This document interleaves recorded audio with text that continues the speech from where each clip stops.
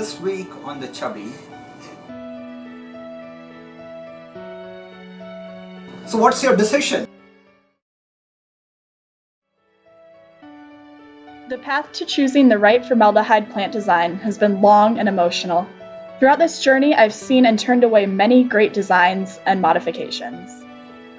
So I didn't get a rose tonight, so I'm going home. I didn't think I was gonna cry. And now, I'm down to my final 2 plant proposals.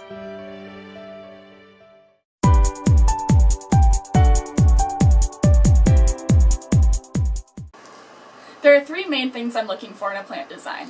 Firstly, reliability.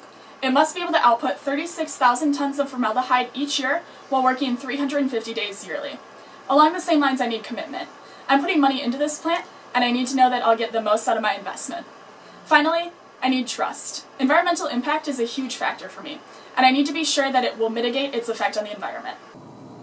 Let's meet the 2 plants. My name is Brandon Johnson. I'm a sophomore at Rice University, triple majoring in chemical, mechanical, and electrical engineering. Oh, and of course, I'm a pre-med too. My name is Zach Morhia.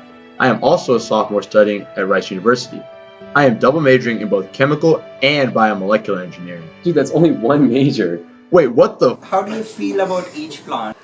I still don't know much about each of the plants on an individual level. I'm really excited for my upcoming one-on-ones to get to know them more and see how I connect with the designs. Time for Catherine to hear the details of each plant.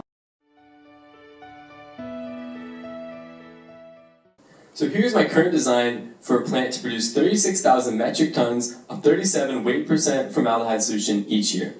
As you can see by the process flow diagram, the process begins by combining air and fresh methanol into a vaporizer, where they are then heated in a heat exchanger and combined with saturated steam. This stream is then fed to a reactor, which has a fractional conversion of methanol of 70%. In this reactor, hydrogen and formaldehyde gas are produced by the following chemical equations. The reactor effluent is then cooled in 2 subsequent heat exchangers and fed to an absorption column.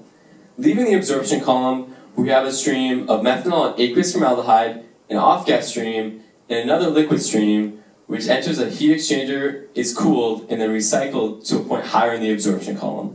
The methanol and aqueous formaldehyde stream is then fed to a distillation column. As the bottom's product, we get the desired amount of the 37 weight% formaldehyde solution. As for the overhead product, we get pure methanol, which is recycled to a point much earlier in the process.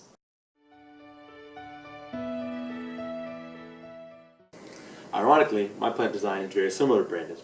However, he fails to consider both the environmental impact and the cost of the plant. I propose using 3 heat exchangers to collectively exchange the same 7.9 million kilojoules of heat, as opposed to Brandon's 1. We will ultimately lower the capital cost of investment from $1 million to $225,000. We can save a significant amount of money and produce the same results. And by using smaller heat exchangers, they run more efficiently and we are using less water. The decision is tough, since both designs provide the desired formaldehyde output. However, I think the choice is clear. I'm ready to hand out the final rose. So what's your decision? This has been a really tough, emotional journey. So what's your decision? While both plants produce the necessary formaldehyde output, one of them did it in a way that was more cost-efficient and environmentally friendly. So what's your decision? Zach, do you accept this rose? Yes, it would be my honor. The sweet smell of victory. Stay tuned for scenes from our next episode.